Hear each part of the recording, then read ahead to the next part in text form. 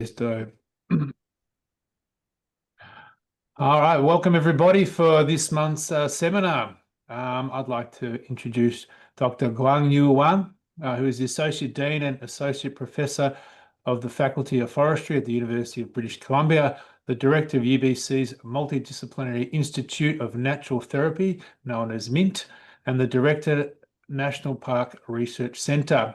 He has been working extensively in national parks, recreation management, and ecotourism development in the USA, Canada, and China.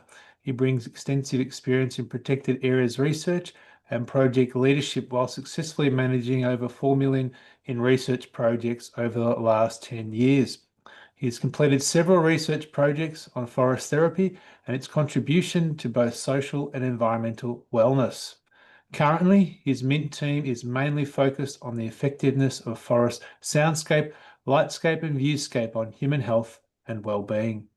He works very closely with Forest Therapy Hub, ANFT, Korea Forest Welfare Institute, the China Forest Therapy Committee, BC Royal Columbia Hospital, and the UBC School of Medicine.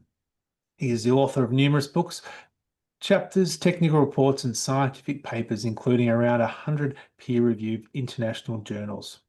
He also serves as the Associate Editor of Journals of Forestry Research, Frontier of Ecology and Evolution, Forests, and many others.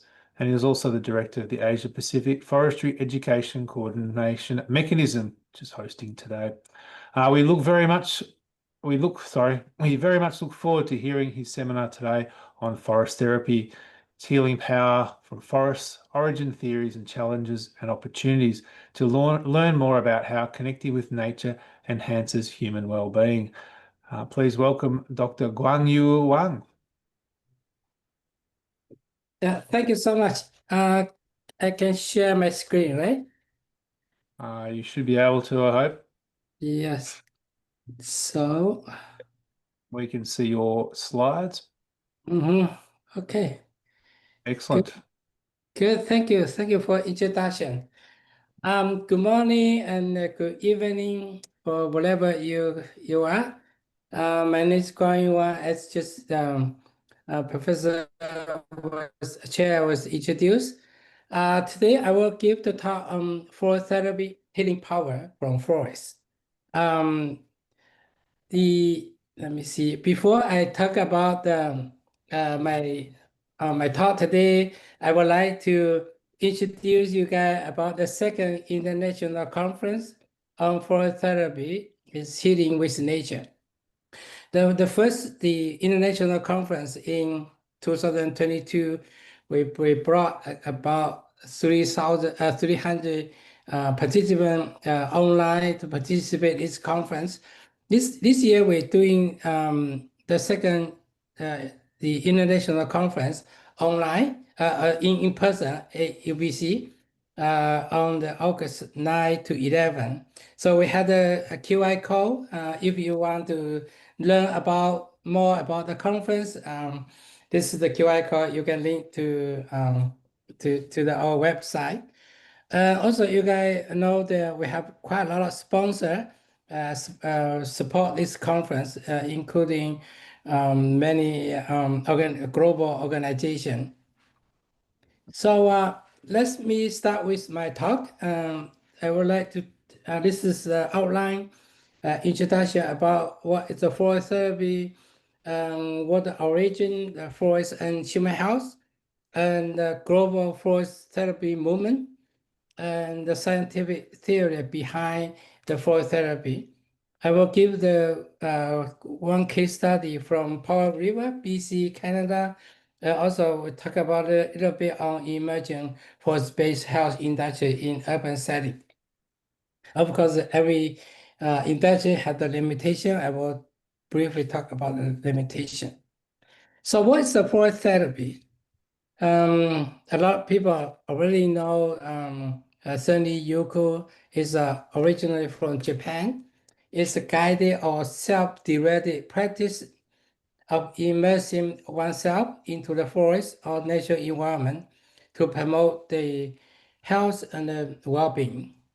It's different between than with just walking or hiking in the forest.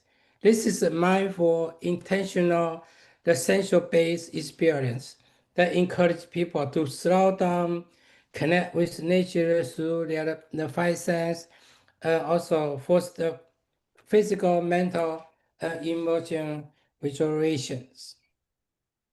So forest therapy was known for the health benefit of the connecting with nature has been recognized across the culture for centuries. So, but the how much of this ancient like wisdom can be uncovered, validated, or fully understood by modern science is remain largely unknown. In the ancient time, if you look at forest is in different kind of the culture, like Taoism in China, Shinto in Japan, and all of the Native American, they have the similar practice. Early use of forest is like a healing, is like a lot of the in a different kind of the culture, they have their practice. So it's mainly about the balancing act. So for the individual, you have the balancing yourself with nature and with your work. Also in global level, there's balancing among the human and also the environment.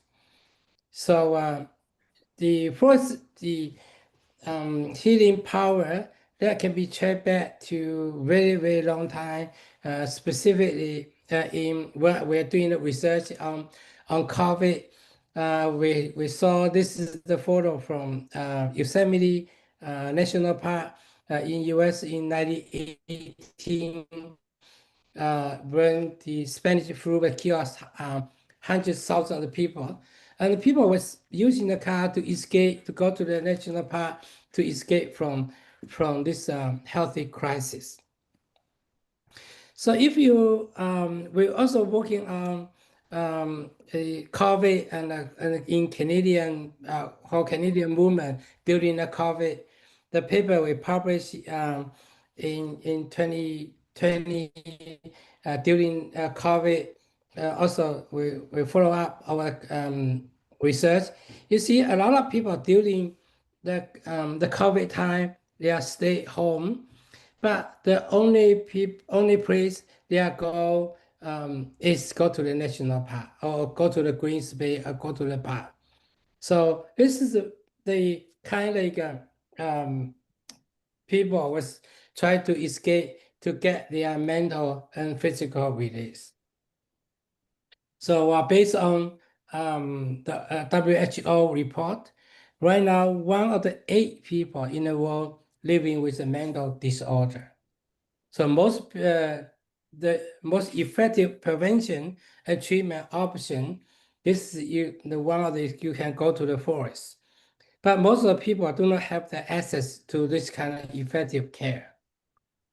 So if you look at the WHO report, also say the city is a sort of the constant simulator on risk to our mental health, and workplace another sort of the stress and mental health issue. But if you look at the data on our world in data, if you can see this in 2008 is the people living in the urban area was already surpassed the treatment in the rural area. So this is the issue, that mental issue or mental disorder became the global issue, not only in the developed country, but also in the many emerging developing countries as well. So we check a little bit on the literature review to do, you can see from 1982 all the way to the 2024, you see the literature, the forest therapy related publication is increasing rapidly, particularly during the COVID. But it's, you see from 2002, is getting increasing very quick. And why I use 1982 because the Seni Yoku is the terminology was proposed by Japanese Department of Forestry in 1982. So it's basically called Seni Yoku was that terminology was started in 1982. So if you look at the database, you see US, China, England, Canada, Germany, Brazil. It's all the in a different country, in a different continent that contribute as this data, the database. So the 5 key research finding, one is reduction in physical stress, boost the immune function. I won't read this the finding. Also improve the mental health and well-being, enhance attention, and also the cognitive performance. And this is the global the literature was in a global contribute to the forest therapy. So if you look at the global forest therapy movement, what is forest therapy campaign?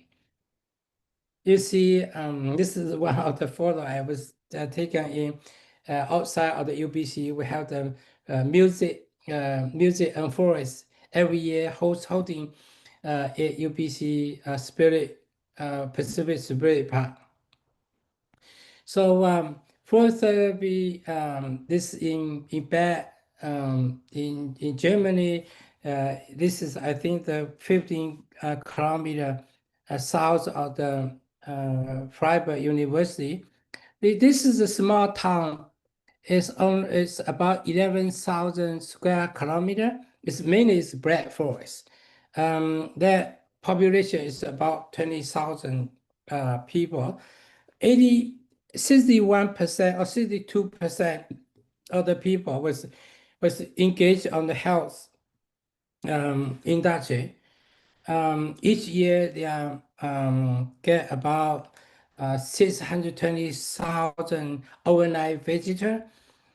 Each household each year was generally about the total of the generate is about 12 million pounds per year for the whole the village. The village only have the 20,000 people in this village.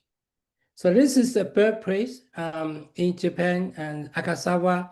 I visited there a couple of times. This is a very small area that are designated for forest therapy. Usually this is the area for was heavily locked and like a forest depend the community. But then after the forest was gone and people was developed the forest therapy program in this area. So they attract about 140 visitors per year, and they come to visit those area. It's quite small area. I think it's not bigger than UBC Spirit Park, but the revenue generate is about $70 million US dollar. So this another one is a National Center for Forest Therapy in Korea. If you look at this is the area is we have the forest therapy. Also, they have a whole bunch of the facility was support the forest therapy recreation and tourism. So this is a tea ceremony and also the forest therapy practice. So they have the food garden, they have horticulture therapy as well. And the Jeju Island is also have in Korea at the forest therapy base. So I visit Beijing, Great Wall National Forest Park. They have also their facility to doing forest therapy practice as well. We have forest therapy in space. in Europe in space. And this is we have practiced forest therapy in Sweden. So it's in Canada here we have the Holy Hope. It started with 1993. Used to be to the meditation center. Now they have introduced forest therapy in their facility as well. And this is one of their practice in.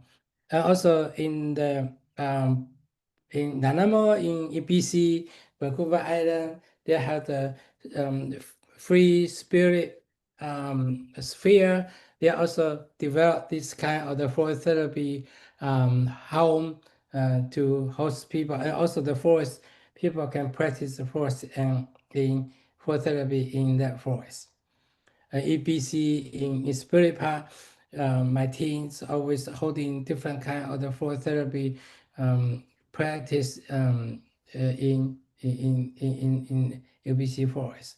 So you look at the global forest therapy practice, you can see that it's quite different between the different region and the different culture.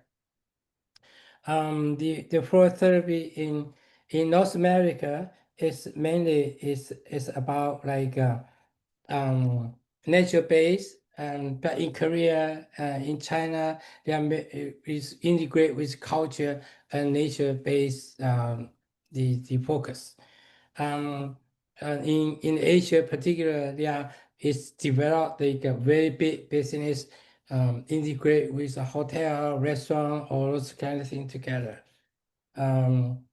Also the university, they have developed the forest therapy major, and a lot of the national park or urban park, they have the forest therapy facility. So we talk about so many forest therapy and global movement. What is scientific behind forest therapy? So forest therapy is like a multidisciplinary. It's including life science, environmental science, physiological science, psychological science, public health, and social culture and spiritual study. So it's like a multi-discipline research. And if you look at the what kind of theory governing forest therapy, you have the biophobia hypothesis, have attention restoration theory, and a stress reduction theory. That's the three main theories governing the forest therapy. This is a list of the theory, the core theory behind the forest therapy. You can tell the difference from this table. And the theory was say that human and forest, they interact each other because it's therapy. They have kind of a procedure to interact together and create the health or well-being benefits. So, how do you know about the forest environment? How forests interact with the human? This is one of the research we are working at UBC. So you see these in a global forest, if we simplify, you have the tropical forest, you have subtropical forest, you have temperate forest, you have boreal forest, right? You have all kinds of the forests. What the key thing of the forest can help with human health? This is in the forest environmental pattern. You can see the soundscape, lightscape, and landscape. For different forests have tree composition and standard structure. In forest is about a lot of native iron contents and how that native iron can be sent out what the weight limb. And the VOC is phytosign with from forest chemical compound emit from forest, and that can support the human well-being. And what the contents of the VOC, what the seasonal difference, and when you're into the forest, what the comfort index, temperature, humidity, wind speed, and radiation. This is all the factor to impact on the human helps. So if you look at some of the chart, the table I made here, in a different forest, from tropical, subtropical, temperate forest, border forest, and what kind of the key characteristic, what kind of phytocyte, dominant phytocyte was emit from different kind of the forest, and how is the psychological and physical benefit from this kind of the forest. So now we will know about the forest. If you go to the forest in Spirit Park or go to the forest in a national garden, national park, it will be to know about the forest and about their contribution, what kind of elements or factor can contribute to the human health. And when you go to the forest, what the human can, or the forest interaction, so it has a smell, the key thing is the five sense, open your five sense. Smell, hearing, taste, touch, and sight, and also the native ions. This is the interaction. So when you go to the forest, you have the kind of engagement, right? It's as a therapy procedure. You have meditation, breathing, walking, sharing, sense engagement, and mindfulness and the presence. So this is the core practice and the human health. And this is the therapy. We have guided meditation, mindfulness, breathing, and slow intentional walk, and group sharing. Group sharing is very important. As we're leading quite a lot of group for therapy work. The group sharing is one of the very important, and the mindful exercise. So this is a procedure, and also what kind of help that can generate. And I would say about the sense engagement, and when you view the nature, hearing the bird sound, and the waterfall, smelling phytocyte, and touching like a barefoot walk, and touching the bars and moss, and tasting is also the herbal taste, tea, the word integration, and about the mechanism about each the sense engagement and their also their health effect.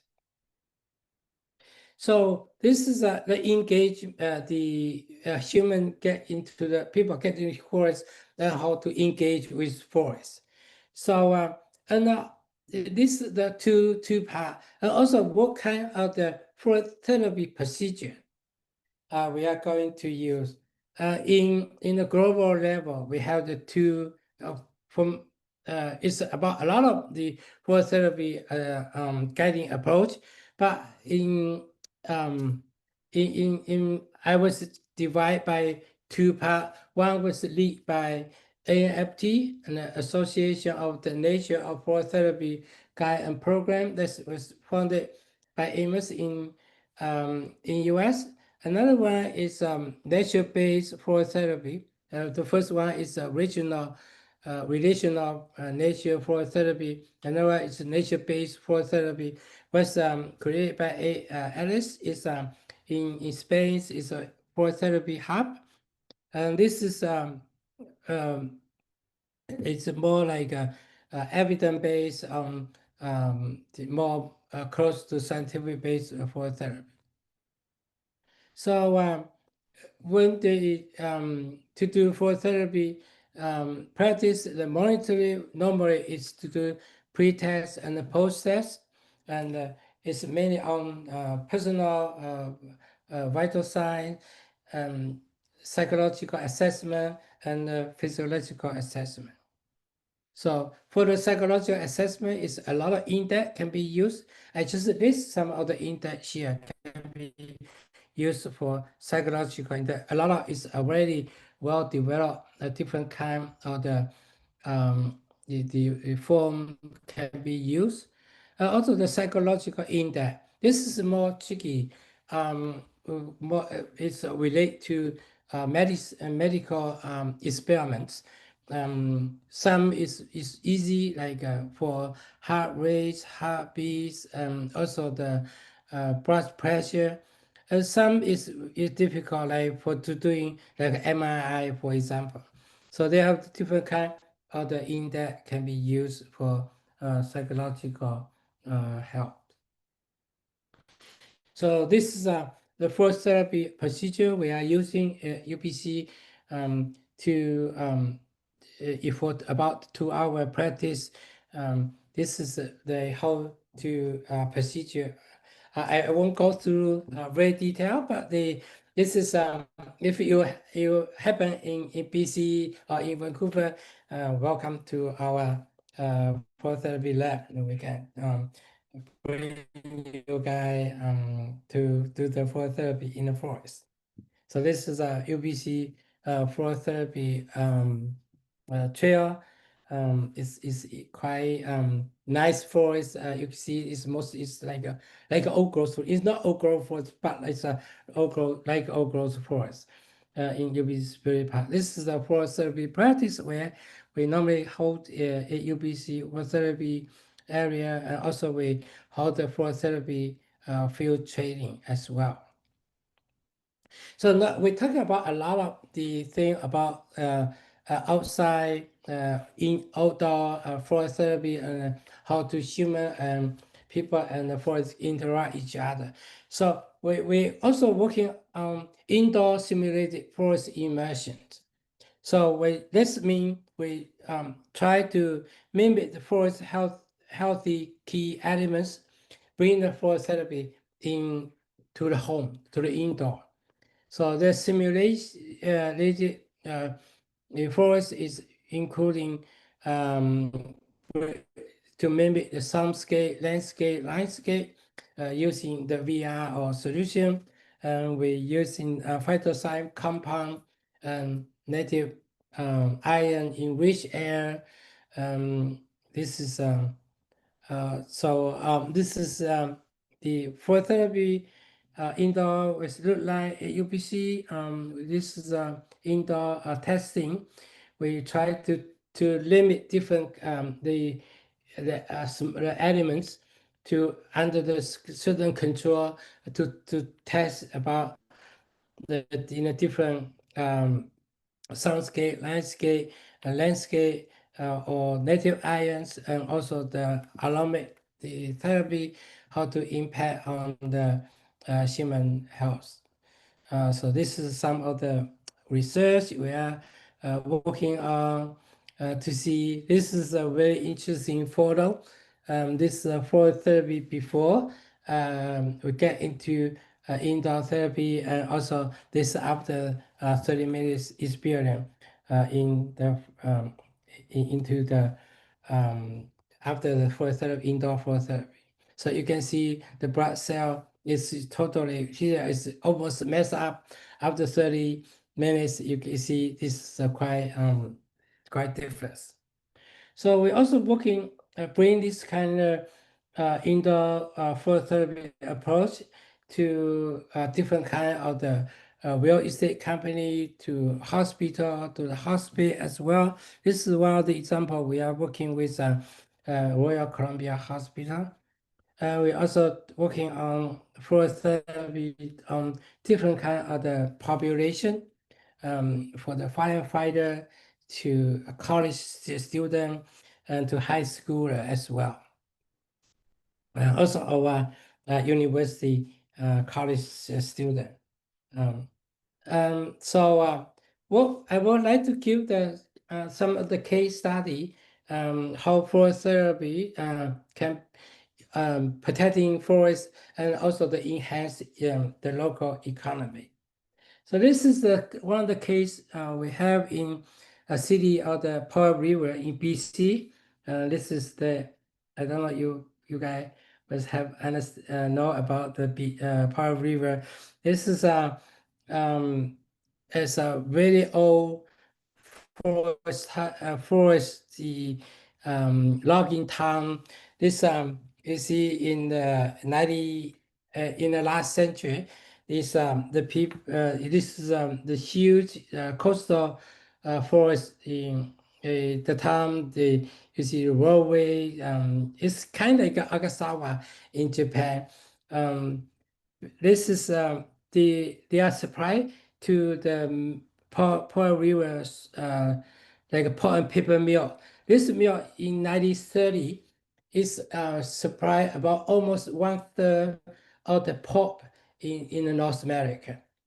But in the 2021, the pulp mill was closed, with leaving the hometown without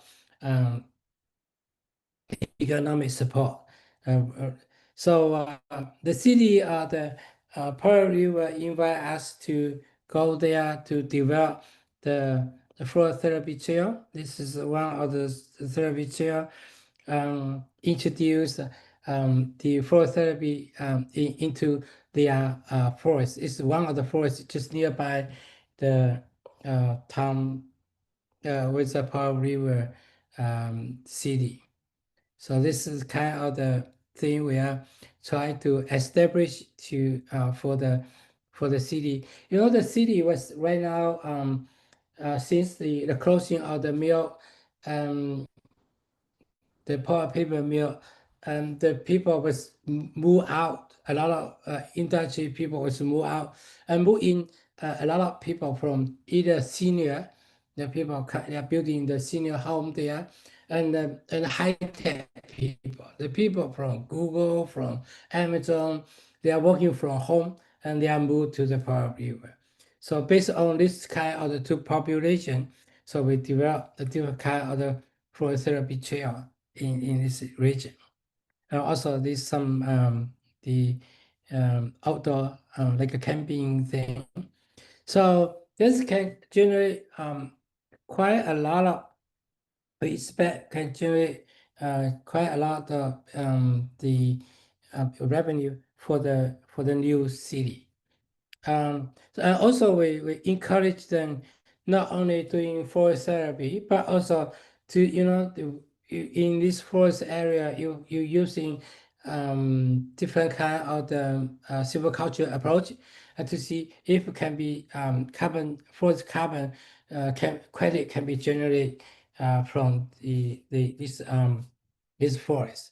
So it's can create the two revenue stream. One is from carbon sequestration, and at the same time can generate revenue from forest therapy. And more importantly, after 30 or 40 years, probably that wood forest can be ready to log. So it's in the short term and the long term, the combination. So forest therapy is kind of like a big business in a new era. This is the paper was published by Ralph Bodley, is a guy, the professor from Australia. He was estimate the economic value of the protected area was with the mental health. It's annually can generate $6 trillion. For the economic for the revenue generation. So he also have another paper with economic value for nature, voice healthcare, saving, and productivity increase. This is another paper also was published by authored by Ralph Buckley. I think this and he also is our the one of our keynote speaker for this second forest therapy conference. So this is quite like a big business in the future. It's already in a big business in Korea, in Japan, also in China. And North America, we're just starting to develop the business time, the forest therapy space or forest therapy facility. But we're also facing quite a lot of challenging. One is a scientific challenge. Even we talk about the scientific base as I start with my talk before, is still have a lot of things unknown. You need to do quite a lot of research globally. And the second is about the standardization method, and outcome measure is also one of the challenge. And the culture of capability is also a gap. Also, the environmental concern is raised from forest, like forest fire, limit disease, or pollution, smoke pollution from the forest. Also, a lot of over commercialization, and also the ecological damage. Even is I was mentioned is for forest therapy, you just develop the forest therapy chair, but it's a lot of area was created for forest therapy, also with impact on the wildlife as well. And another challenge is about the general publics. The awareness of the benefit of the forest therapy is still lacking. And for institutional challenging is about like a national and regional park, green space authority is still not like for facility wise they are not ready for forest therapy, and also a lot of authority not allow forest therapy guide in guiding the forest in their land. Insurance company is some of the insurance company already agree to use use the forest as alternative prevention for mental health, but a lot of is done. In the national wide, they have the policy, public health policy, and national accreditation is still lacking. So for the future development, forest therapy is kind of like I was mentioned the multidisciplinary research that need to be have research policy and business combined, and the research should come from physiological to see the mechanism about the human and the interact with nature, what kind of mechanism was in place, what kind of psychological effect, and what kind of environmental elements, how culture was played in the therapy is still need to be integrate all those elements into the forest therapy research. So in the future, the health system integration is one of the opportunity to integrate health system with green prescription, and red. Part red is one of the model was in Canadian proposed. And forest therapy in urban and also the outdoor setting. So how to simulate the natural environment, how to using VR, AR, also use a healing garden for those people cannot or are able to go to the nature, to the outdoor, particularly like people, the senior people, and also for the patient, recovering patient. This is one of the opportunity for a lot of big company like Apple headquarters. If you have the chance to visit Apple Center in Los Angeles, in San Francisco, in the Silicon Valley, you also can see a lot of the element already was integrated into this big enterprise, the headquarters. Education, training, and certification is also one of the business can be developed through the forest therapy. Also the healing people with not only healing the people, but in the same time healing with other planets.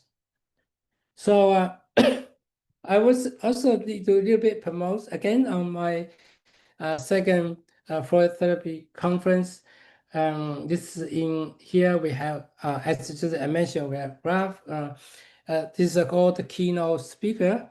The professor from Australia. He was Ralph Buddy is one of the global leader in ecotourism. He's a lot of research published in Science and Nature on human well-being. And also we have the Professor Kathy Wolf.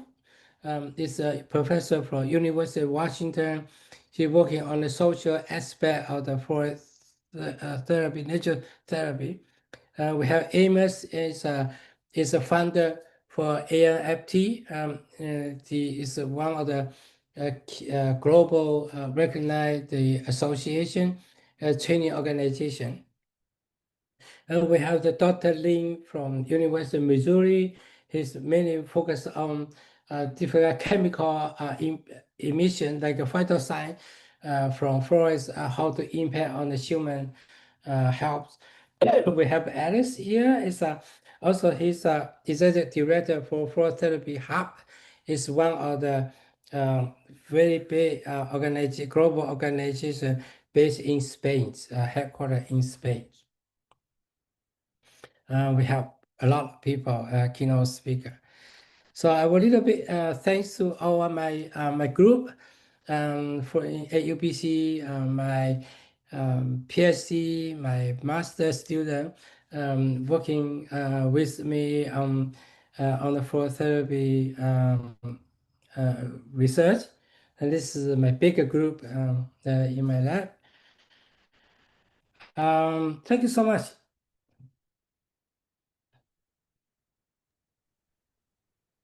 Thank you very much, Dr. Wang. I have to admit I did have a very nice view onto the garden while I was in hospital recovering, and it was great to see that little bit of nature. It did help me and my sort of headspace while I was going through this injury. Thank you very much. Does anyone have any questions, please?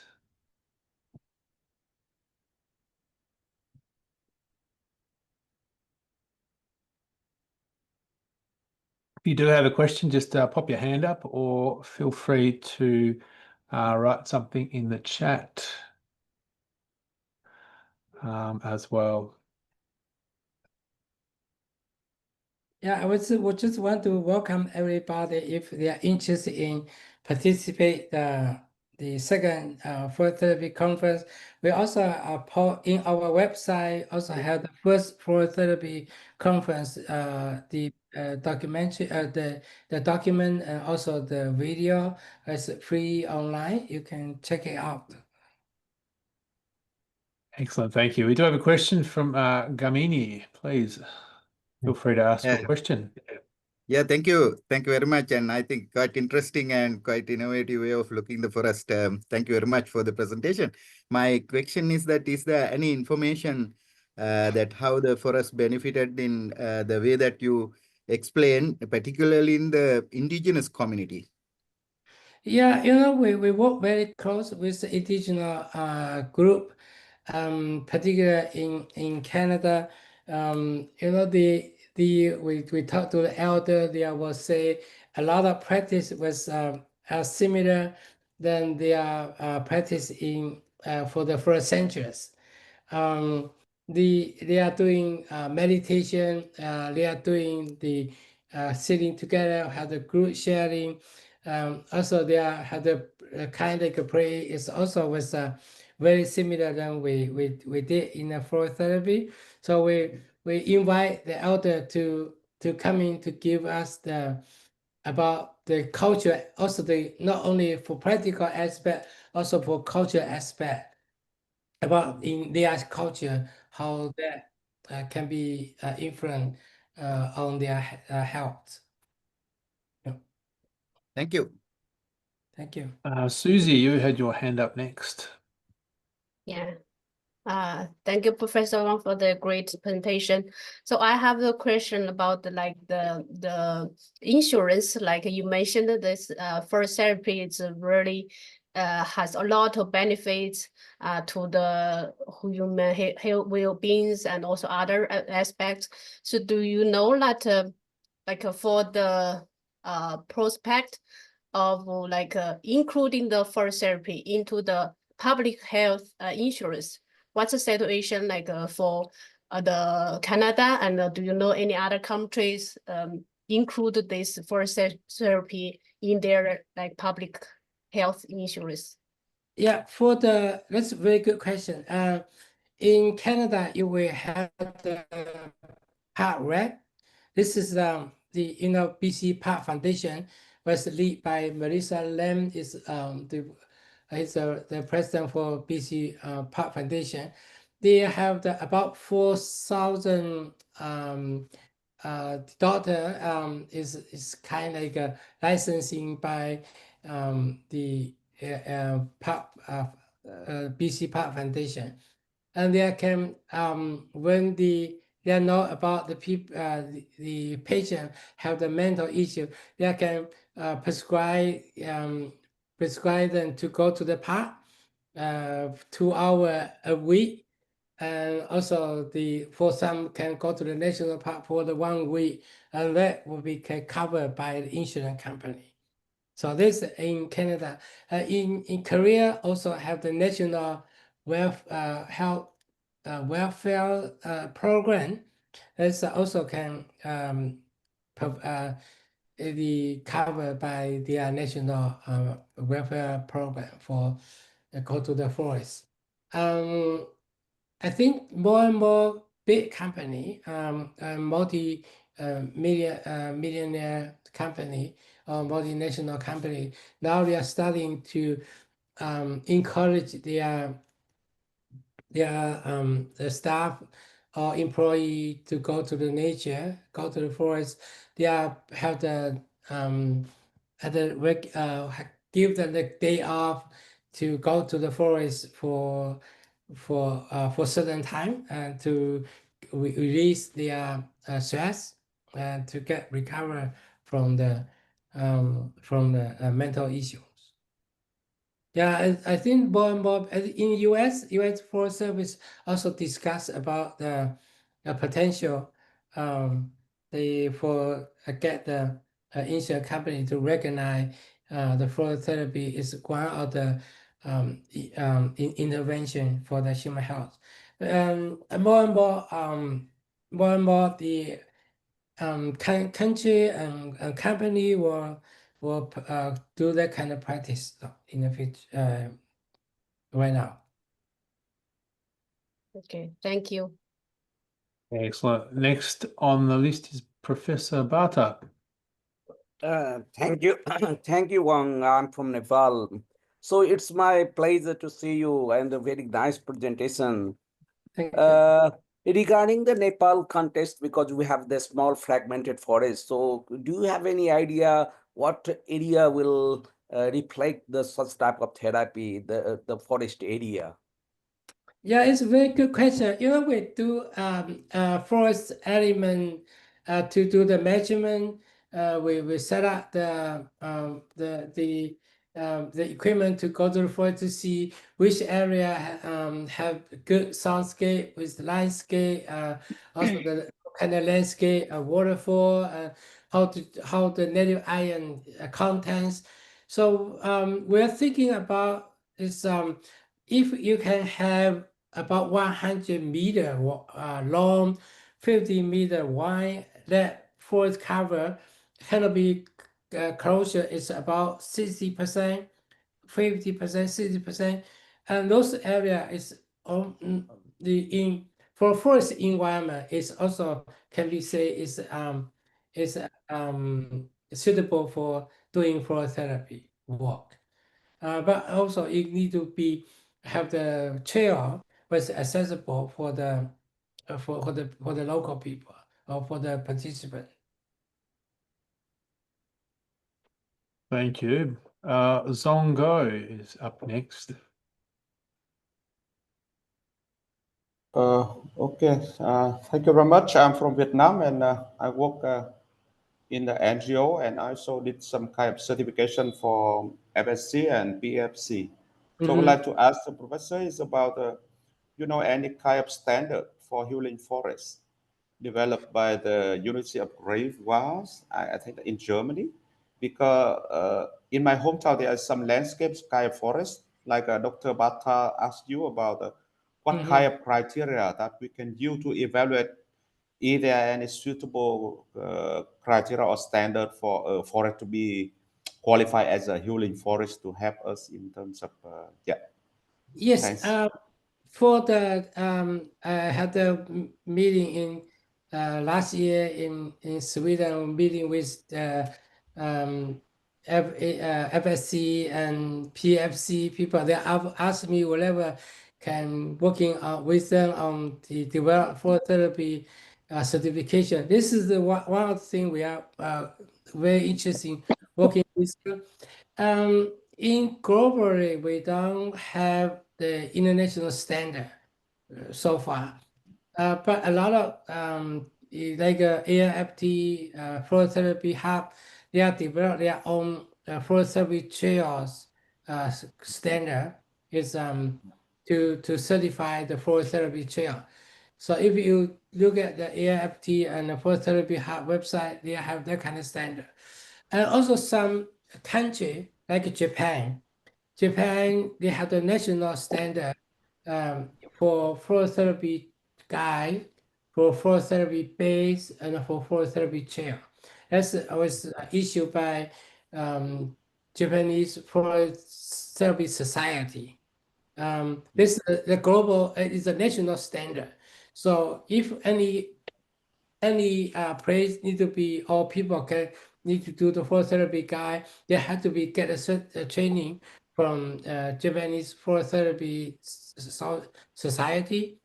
And also, if you the area need to be qualified, whatever can be do the flow therapy practice, that need to be get a national certification. And Korea doing the same thing. And Taiwan, I was heard. Taiwan had the same their own like standard. Yeah. Thank you. Excellent. Mihi, over to you. Yeah. Thank you for your share, Professor Wang. And as you know, I'm focused on the aromatherapy rapid use essential oil recently. And do you think it is very useful and important in the forest therapy? And if so, do you have some advice for me for my research? Yeah, the for essential oil you are using is normally quick is in fall into the aromatherapy, right? Yeah. It's quite different than flow therapy. Flow therapy is using the forest element that phytocyte, as mentioned, that's emit from the tree. It used to be for tree as a defense system, right? To defend the insect or different fungi or bacteria, but it's very good for human health. So this if you do aromatherapy, it's let me see, it's quite like it's different, but it's quite similar in practice. So you need to so in our lab we try to collecting the forest air to testing about what kind of chemical content in the forest and how this kind of the chemical compound to impact on the human health. So in that sense, probably has some similarity on the chemical mechanism. So yeah, this is a very good question. We can discuss about that in the future, how to integrate those two, which one can be integrated into each other. Yeah. Yeah, thank you. Excellent. Professor Anand, your question, please.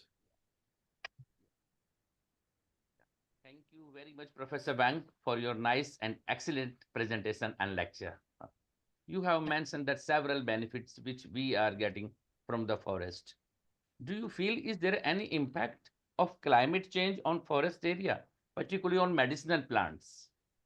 Yes, it's an excellent question. It's I was mentioning about the forest, you know, forest is one of the meditation for people to get into the forest. But forest is in a global level is different.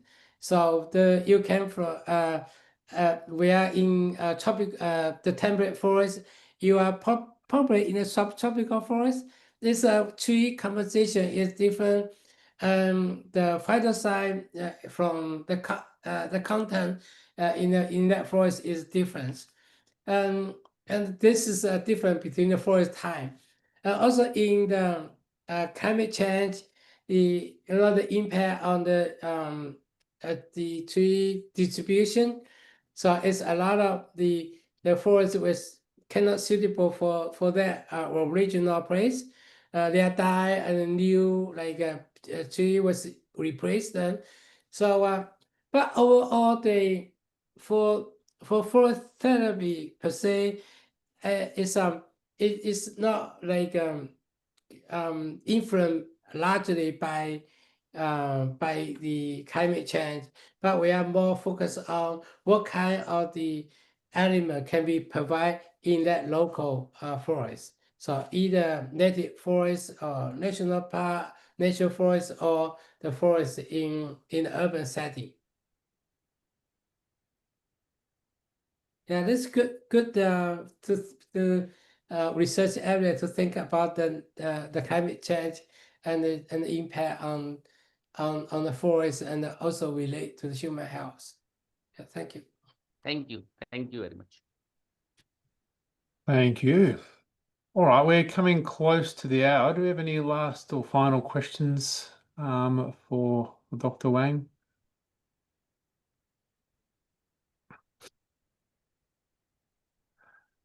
If not, well, I'd like to extend a big sorry. We have no. Yes. I think we So I have one question. All right. Sorry, Raj. I'm Raj. Welcome. Uh, Please, your question. Thank you. Thank you, Professor Wang, for your very informative talk, the presentation today. So my name is Raj. I'm basically from Nepal, from Institute of Forestry. I have a very general or very broad question. And what are the biggest scientific and policy challenges in gaining wider acceptance of forest therapy in mainstream healthcare system? So that's my broader question. Yeah, the big challenge is have the two parts. One is the scientific research. Even I was mentioned in the last 10 years, 20 years, the forest therapy research is getting increasing very application is very increasing very rapidly. But it's a lot of research is still in very it's not get into very detail about what kind of the element into the forest, what the human interaction that into this kind of element, what kind of mechanism which can be detected from the forest and human health is largely unknown, still unknown. Like how can first go to the forest, working in the forest for 30 minutes, how to increasing the NK cell, how to release the fatigue is still unknown. So this is one of the biggest challenge. So it's indeed a lot of researcher from medicine, from brain science, from psychology, from physiology, get together to overcome those kind of the gap. So this is one of the biggest challenge. So the second is about the policy. The policy is how right now it's not many countries like Japan and Korea. They have the policy to support have the support system for the patient or for the people who had the issue with go to the forest can be covered by by insurance or can be covered by the government. It's not right now. It's not in the medical insurance system yet. So I think this is another barrier.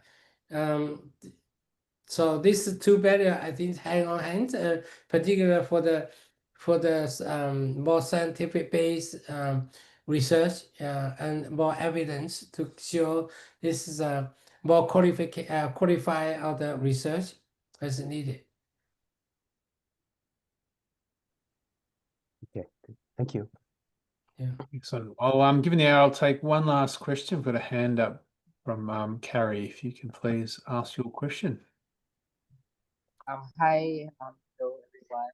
I'm Carrie, a graduate student from University of the Philippines, Los Baños, and I am working on my. Am I audible, sir? Do you hear me? It's Am I audible? It's quite difficult to hear you though. Yeah. Yeah. So let me remove my. Okay. So am I audible now? It's still a little quiet. Okay, this one. Is it clear? I You can hear. Not yet. Am I audible now? Or hello? Yes, you are audible. Yep. Okay. We can hear you. Yeah, so I am a graduate student here from University of the Philippines, Los Baños, and I'm working on having a forest gating here in the Philippines. So I'm not sure if there are already studies here in the Philippines, but I'm really working out here, specifically in Mount Makiling Forest Reserve and ASEAN Heritage Park. So one of my question, because we know that forest gating need to be peaceful, and at the same time the environment must be less noise and something like that. However, there are some instances that in the Philippines, places which has a silent background or area potential for forest gating are used for other recreational activities like running. So how can we separate that area to those people going outdoor activities like running from the forest gating site? So I am thinking on how can we control them, because some people that going to a forest instead of having a forest gating activity, some will be doing outdoor recreation like running. So some people might be intimidated or distracted from.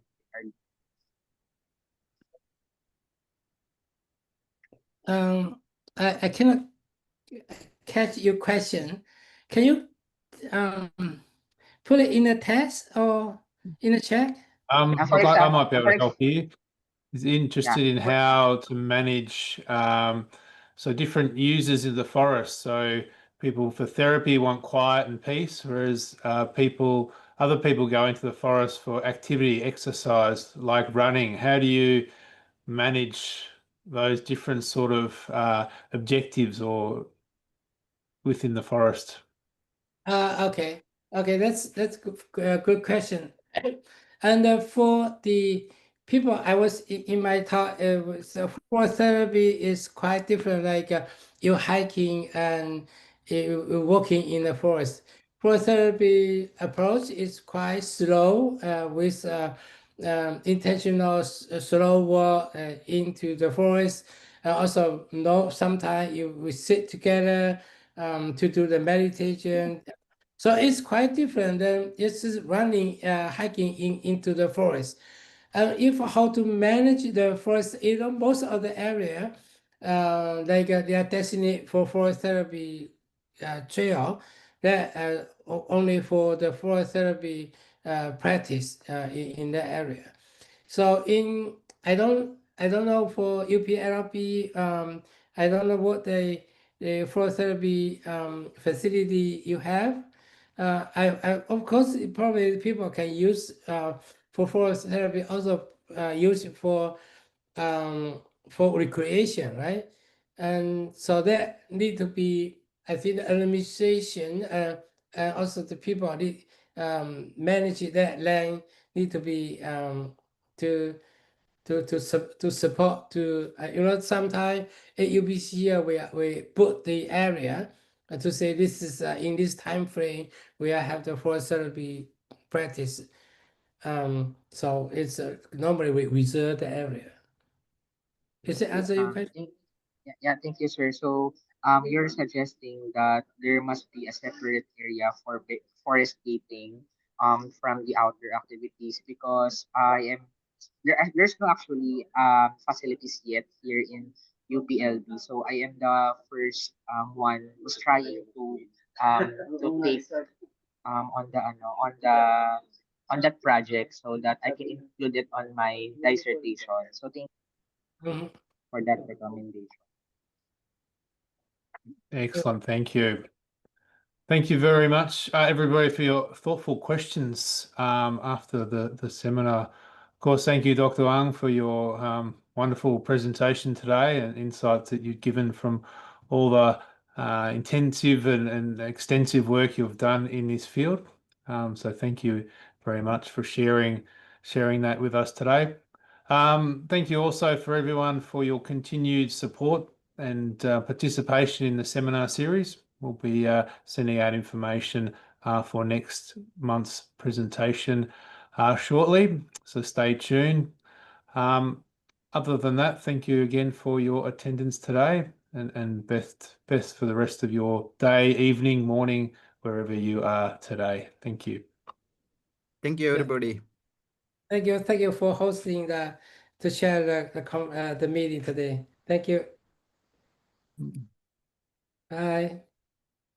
See ya.